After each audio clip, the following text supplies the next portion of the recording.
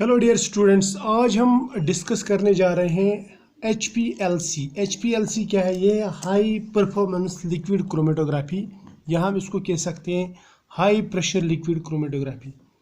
इस लेक्चर को मैंने पहले से ही नोट करके रखा है, मैं सिर्फ एक्सप्लेन करने वाला हूँ। इसकी वजह यह है कि ये लेंथी हो जाता है और टाइम बचाने के लिए सब किया है मैंने, ठीक है। तो HPLC जो है ये मैं पहले बताऊँ आपको, it is like column chromatography. जिस तरह कॉलम क्रोमेटोग्राफी रहता है उसी तरह, लेकिन ये हाई परफॉर्मेंस कॉलम क्रोमेटोग्राफी है। इसमें हम प्रेशर ज़्यादा देते हैं और ये सोफिस्टिकेटेड है, मोर सोफिस्टिकेटेड। ये इंस्ट्रूमेंटल है, समझ में आया ना। जबकि कॉलम क्रोमेटोग्राफी में इतना सब कुछ नहीं रहता, ठीक है। अलबत्ता इसके भी कुछ ड्रॉबैक्स हैं, वो मैं बाद में डिस्कस करूँगा आपसे। इसकी भी कुछ लिमिटेशंस हैं, लेकिन इसकी खासियत यह है कि इससे पहले जो हमने GC पढ़ा, गैस क्रोमेटोग्राफी पढ़ा, गैस क्रोमेटोग्राफी हम सिर्फ उन मॉलिक्यूल्स का कर सकते हैं जो मॉलिक्यूल्स वोलाटाइल रहते हैं। क्या रहते हैं?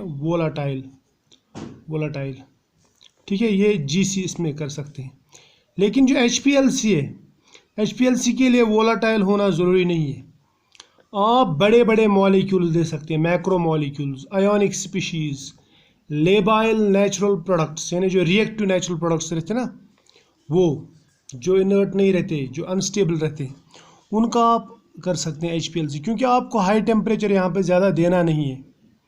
हाई टेम्परेचर भी देते हैं कहीं कहीं पे हम कॉलम पे, लेकिन हम नॉर्मल टेम्परेचर पे भी ये HPLC कर सकते हैं। तो फिलहाल मैं नॉर्मल HPLC की बात कर रहा हूँ। इस तरह जो पॉलीमरिक सब्सटेंसेज है उनका आप HPLC कर सकते हैं, एनालिसिस कर सकते हैं by using high performance liquid chromatography या हाई प्रेशर लिक्विड क्रोमेटोग्राफी। तो नाम से ही पता चलता है कि यहाँ पे हाई प्रेशर यूज़ करने वाले, ठीक है। इसी तरह से हाई मॉलिक्यूलर वेट सब्सटेंसेस अगर रहीं तो उनका हम एनालिसिस कर सकते हैं, यहाँ पे इनका सेपरेशन कर सकते हैं, जबकि ऐसा गैस क्रोमेटोग्राफी में नहीं होता है, ठीक है। तो ये HPLC समझने के लिए हम दो लेक्चर्स में इसको डिवाइड करेंगे। पहले लेक्चर में मैं आपको बताऊंगा कि वर्किंग कैसा करता है ये, यानी इंस्ट्रूमेंट की वर्किंग क्या है और इसका इंस्ट्रूमेंट का डिज़ाइन क्या है। एक रफ डायग्राम बताऊंगा पहले, ताकि आपको समझ में आ जाए, फिर थोड़ा सा सोफिस्टिकेटेड डायग्राम बताऊंगा। और दूसरे लेक्चर में हम वो जो डायग्राम के कंपोनेंट्स हैं, वो जो इंस्ट्रूमेंट के कंपोनेंट्स हैं, वो कैसे होने चाहिए और किस तरह होने चाहिए और ये किस तरह होते हैं, उनका मैं डिस्क्रिप्शन आपको दूसरे लेक्चर में बताऊँगा, ठीक है। तो पहले लेते हैं हम ये इंस्ट्रूमेंट। देखो इंस्ट्रूमेंट को गौर से देखो, ये इस तरह, ये रफ डायग्राम है। अगर आपको ये दिख रहा होगा, यहाँ पे मैंने लिखा, ये ऐसे बनाया है लिक्विड रिजर्वायर सॉल्वेंट। इसमें हम सॉल्वेंट लेते हैं। HPLC में आप सिंगल सॉल्वेंट या बाइनरी सॉल्वेंट या टर्नरी या क्वाटरनरी सॉल्वेंट लेते हैं।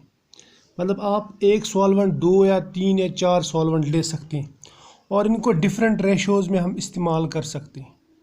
समझ में आया? क्लियर? अगर हमारे पास में दो तरह की HPLC रहती है। एक HPLC ये कि पहले हम एक टाइप का सॉल्वेंट इस्तेमाल करेंगे, वो जब ख़त्म होगा, वो जो अपना काम करेगा, फिर हम दूसरा सॉल्वेंट इस्तेमाल करेंगे, वो जब अपना काम ख़त्म करेगा, फिर तीसरा सॉल्वेंट इस्तेमाल करेंगे। उसको हम बोलते हैं आइसोक्रेटिक लिक्विड क्रोमेटोग्राफी। मैं लिखूंगा यहाँ पर आइसोक्रेटिक यानी इसमें सेम सॉल्वेंट रहता है, सेम सॉल्वेंट, एक टाइम पे एक सॉल्वेंट। लेकिन ये वाला जो क्रोमेटोग्राफी है ना, ये हम आजकल इस्तेमाल ज़्यादा नहीं करते। दूसरा रहता है ग्रेडियंट।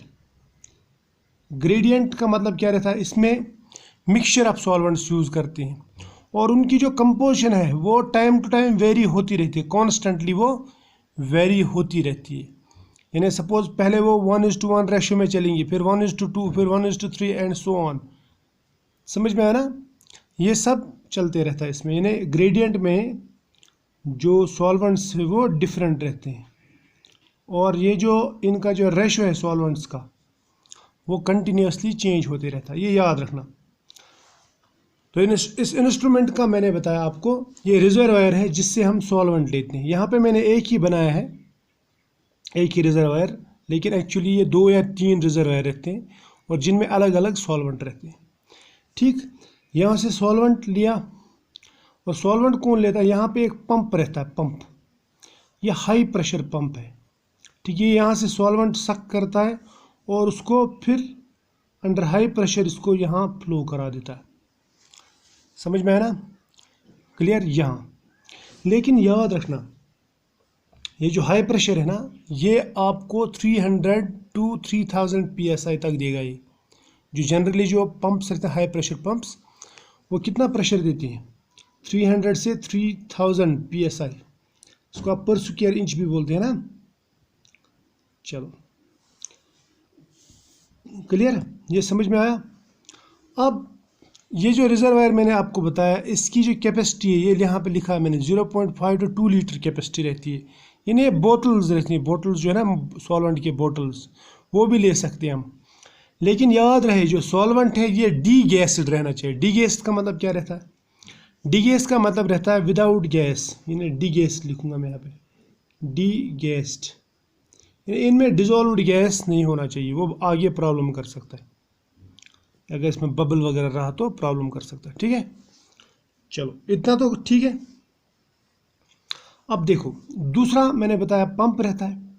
ये पंप यहाँ से सॉल्वेंट निकालता है, फिर यहाँ पे ले जाता है इस पोर्शन में। इस पोर्शन में 2 चीज़ें रहती है। एक तो रहता है सैंपल इंजेक्शन पोर्ट, जिसको आप घुमा भी सकते हैं इधर। ये रोटरी इंजेक्शन वाल्व रहता है, ठीक है, इसमें इस पोर्ट में। यानी यहाँ पे आप सैंपल जो है लाके इंजेक्ट कर देते हैं, सिरिंज से इंजेक्ट कर दी, जिसमें जिस तरह आप जीसी में यहाँ पे सेप्टम रहता है, सेप्टम में आपने इंजेक्शन किया और सैंपल इसके अंदर डाल दिया। ठीक है, यहाँ से सॉल्वेंट आ गया इधर इस इंजेक्शन पोर्ट में। इंजेक्शन पोर्ट के साथ ही रहता है नीचे गॉड ट्यूब। क्या रहता है, गॉड ट्यूब। इसको लिखूंगा मैं गॉड ट्यूब। गॉड ट्यूब का काम क्या रहता है, गॉड ट्यूब भी कॉलम ही रहता है, छोटा कॉलम रहता है। इसके नीचे कॉलम है ना, तो ये भी एक कॉलम है, ये बिल्कुल साथ साथ रहते हैं। यहाँ पे मैंने थोड़ा सा गैप दिया है। तो गॉड ट्यूब एक कॉलम है जिसमें वही मटेरियल भरा हुआ रहता है जो इस कॉलम में। फिर इसका क्या काम है, ये गॉड ट्यूब इस कॉलम को बचाता है। अगर इस सैंपल में कोई पार्टिकुलेट मैटर है, कोई इम्प्योरिटी है, तो वो इसमें एक्यूमुलेट नहीं होगी, बल्कि इसके ऊपर यहीं पे रुक जाएगी। ठीक है, तो ये उसको ट्रैप करेगा, राइट। तो गॉड जो है ना, ये इस ट्यूब को बचाता है। यहाँ से जब सॉल्वेंट आता है सैंपल लेके, ये सॉल्वेंट इसमें घुस जाता है, किसमें, कॉलम में। कॉलम पैक हुआ रहता है छोटे छोटे पार्टिकल्स से, जिन पार्टिकल्स का साइज जो रहता है वो रहता है 5 to 10 माइक्रोमीटर, यानी छोटे छोटे पार्टिकल्स रहते हैं, बारीक पार्टिकल्स। और इस कॉलम की लेंथ या आप 10, 20, 30, 40, 50 सेंटीमीटर तक ले जा सकते हैं, 25 सेंटीमीटर भी रख सकते हैं।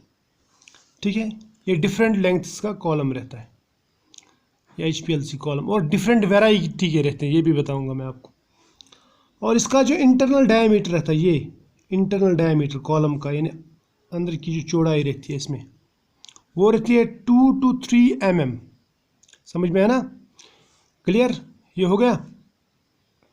अब कॉलम में जब ये सैंपल घुस जाता है सॉल्वेंट के साथ में, तो कॉलम में फाइट लगती है between solvent and this column का जो फेज है, स्टेशनरी फेज। इसमें जो पार्टिकल्स है, इसको मैं बोलूँगा स्टेशनरी फेज। अब स्टेशनरी फेज क्या रह सकता है, ये सिलिका रह सकता है, एलुमिना रह सकता है, ठीक है, या फिर मॉडिफाइड सिलिका, एलुमिना, कीजल गुर वगैरह ये रह सकता है। ठीक है, ये हम बाद में डिस्कस करेंगे, जब हम दूसरा लेक्चर देखेंगे ना, तो उसमें हम आराम से डिस्कस करेंगे, राइट। तो यहाँ आ गया, ये कॉलम है, कॉलम में सॉल्वेंट घुसा विद सैंपल, यानी उसमें सैंपल भी है। तो जो ही ये कॉलम में आएगा, तो यहाँ पे जो कॉलम की जो पार्टिकल्स है ना, ये सैंपल को एब्जॉर्ब करने की कोशिश करेगा।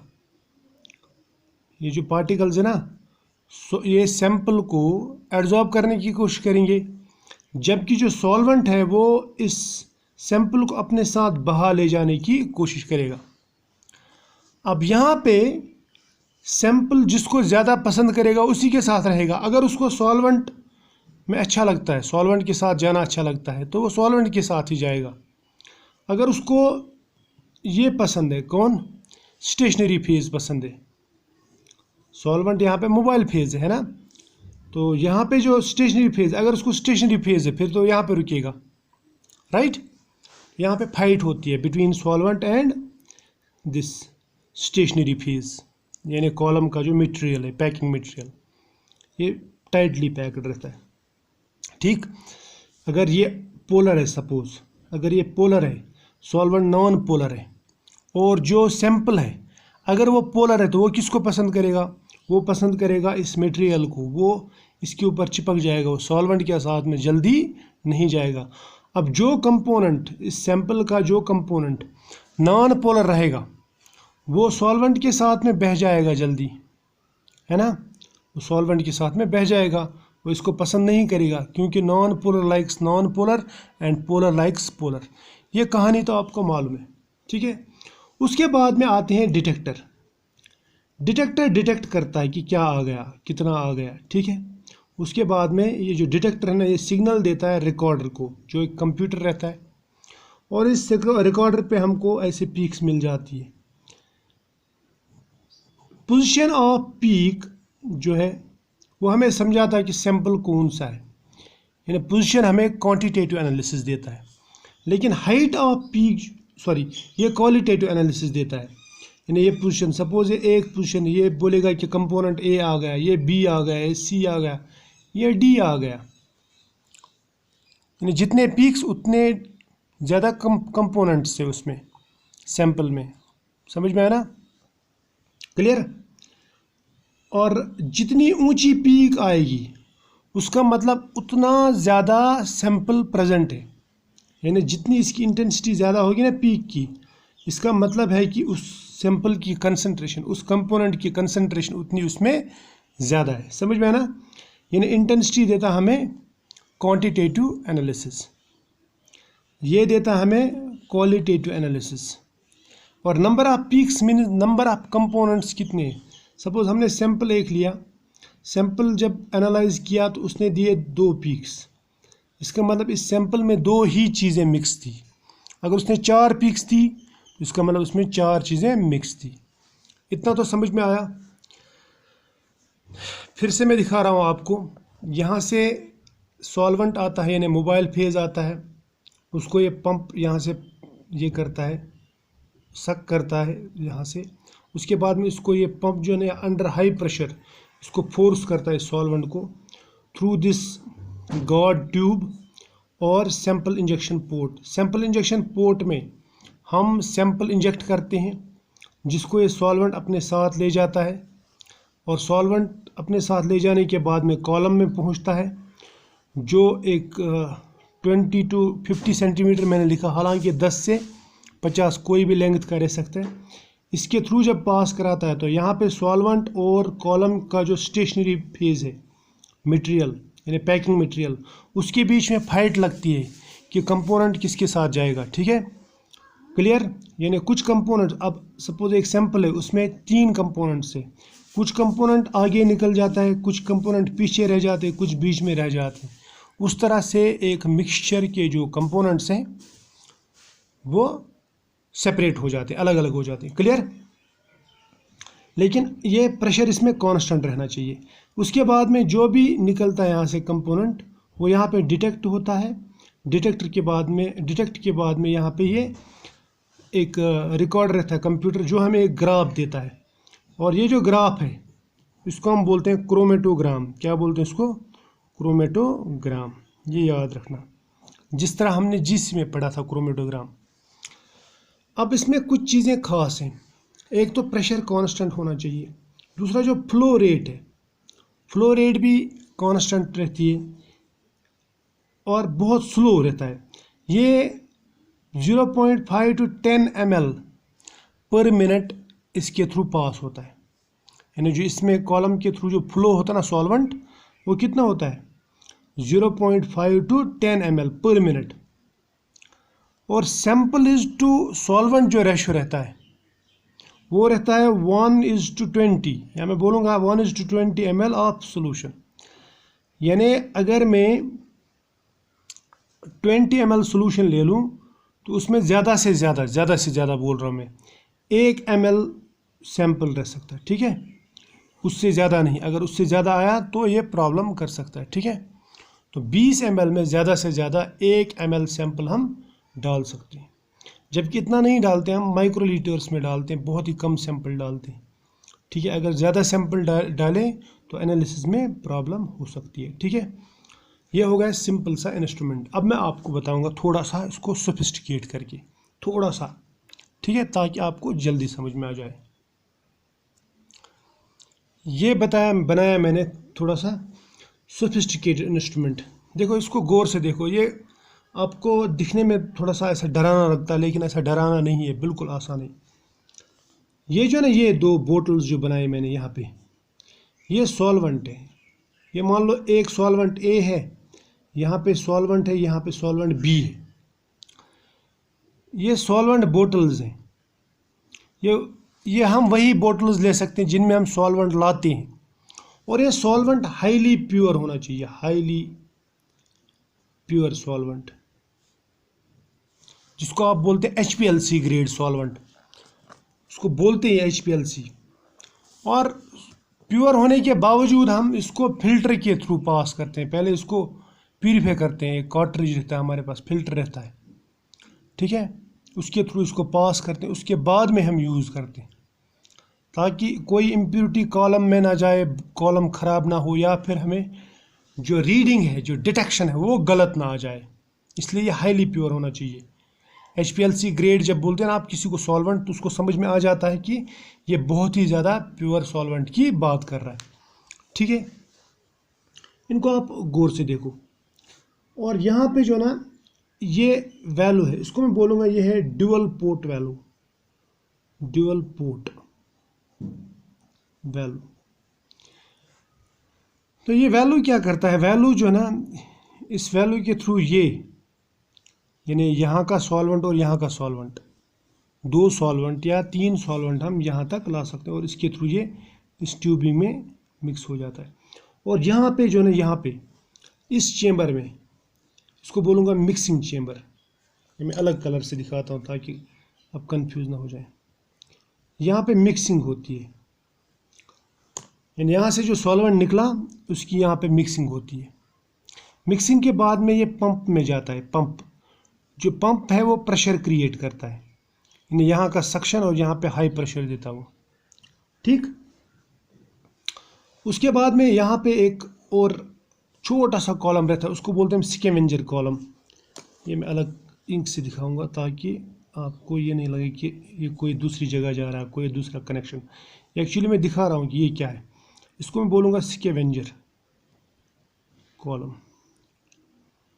स्कैवेंजर कॉलम क्या करता है, जो भी इम्प्योरिटीज़ रहती है इसमें सॉल्वेंट में, या कुछ गैस वगैरह रहता है, वो यहाँ पे वो ट्रैप कर लेता है, ठीक है। उसके बाद में यहाँ से आ गया सॉल्वेंट, यहाँ पे और प्योर। आप देखो ये इंस्ट्रूमेंट देख के पता चलता है कि हमें कितना केयर करना पड़ता है। HPLC को हैंडल करना बहुत ही मुश्किल है। चला तो कोई भी सकता है, लेकिन उसको बहुत देर तक चलाना, मतलब उसकी लाइफ अगर आपको बढ़ानी, उसके लिए फिर बहुत ही अच्छा एक्सपर्ट इंसान होना चाहिए, ठीक है। इसलिए आप देखो, जब भी कहीं पे आप HPLC देखेंगे ना, तो उसके लिए एक उनने लगाया रहता है अलग एक मुलाजिम जो एक्सपर्ट रहता है, जो सिर्फ और सिर्फ HPLC चलाता है, ठीक है। चलो ये हो गया। उसके बाद में ये हो गया, स्कैवेंज हो गया, यहाँ पे पूरा सॉल्वेंट आ गया, प्योर हो गया। ये प्योर होने के बाद में यहाँ पे रहता है सैंपल इंजेक्शन।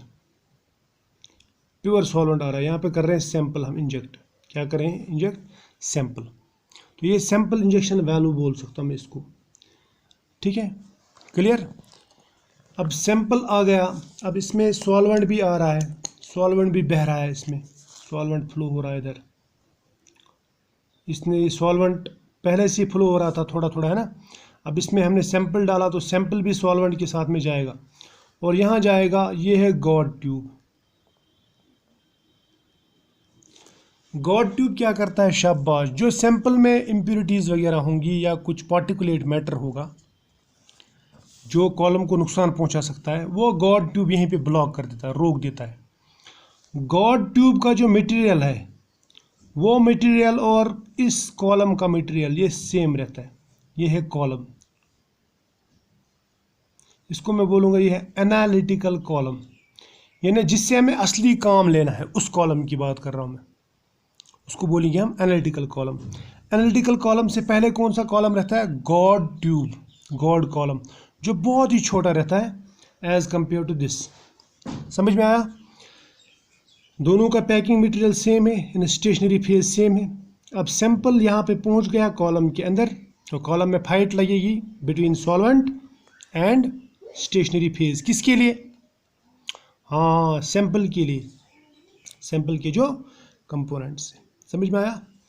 अब यहाँ पे जो मान लीजिए सैंपल था पहले, इसमें जब हमने सैंपल इंजेक्ट किया था ना, ये ऐसे था, इसमें ए बी और सी, या मैं लिखूँगा एक्स वाई जेड, 3 मिक्स थे, ठीक है। तो ये एक साथ नहीं निकलेंगे, हम इसको इस तरह एडजस्ट करते हैं कि पहले एक निकलता है। मान लो पहले वाई निकल गया, ठीक है, वाई निकला, ये आया इधर, इसने डिटेक्ट किया, डिटेक्टर ने इसको रिकॉर्डर की तरफ भेजा, रिकॉर्डर पे आ गई एक सिग्नल पहले, ये है वाई, ठीक, क्लियर। इसको मैं पीक को मिटा देता हूँ मैं। उसके बाद में मान लो z आया या x आया, अब x आया तो ये है x, उसके बाद में तीसरा कंपोनेंट आया z, ठीक है, क्लियर। तो अलग अलग कंपोनेंट का रिटेंशन टाइम अलग अलग होगा। रिटेंशन टाइम मतलब कॉलम में कितनी देर रुकता है वो, समझ में आया ना। कोई ज़्यादा देर रुकेगा, जिसको कॉलम से ज़्यादा प्यार होगा वो ज़्यादा देर रुकेगा कॉलम में, जिसको सॉल्वेंट से ज़्यादा मोहब्बत होगी वो सॉल्वेंट के साथ में जल्दी बाहर निकल जाएगा। मान लीजिए वाई है, वाई को सॉल्वेंट ज़्यादा पसंद है तो सॉल्वेंट के साथ में जल्दी बाहर।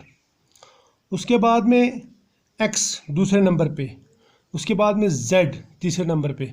इसका मतलब सबसे ज़्यादा एफिनिटी कॉलम के साथ किसको है, जेड को है, इसीलिए वो लास्ट में आया। समझ में आया? तो ये डिटेक्टर्स वगैरह मैं समझा दूंगा, ये किस तरह के डिटेक्टर्स रहते हैं, ये मैं नेक्स्ट लेक्चर में आपको बताऊंगा। और यहाँ पे जो है ना, ये मैंने लिखा, ये इंटीग्रेटर है, इंटीग्रेटर,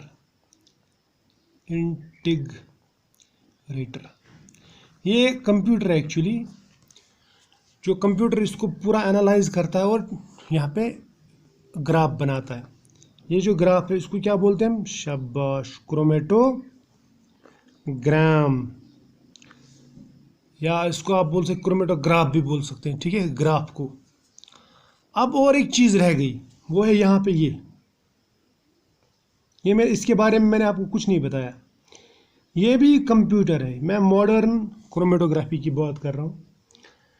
ये कंप्यूटर है जो इस पूरे इसको कंट्रोल करता है, यानी हमें सॉल्वेंट फ्लो जो है वो हाथ से कंट्रोल नहीं करना पड़ता, ये सब ऑटोमेटिक होता है, यहाँ पे होता है।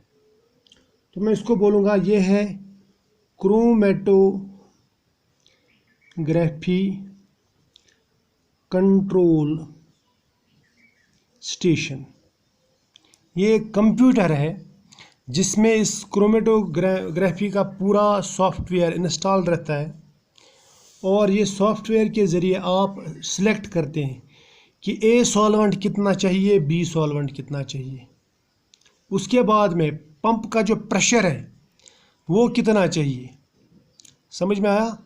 यानी आप इससे पूरा कंट्रोल करते हैं कि सैंपल इंजेक्ट होने देना है कि नहीं होने देना है, या अगर सैंपल इंजेक्ट किया इसको इस सॉल्वेंट के साथ में अलो करना है कि नहीं करना है, पंप का प्रेशर कितना रखना है, ठीक है, सॉल्वेंट की कंसंट्रेशन क्या रखनी है, इनका रेशो क्या रखना है, यानी ए सॉल्वेंट कितना रखना है और बी सॉल्वेंट कितना रखना है।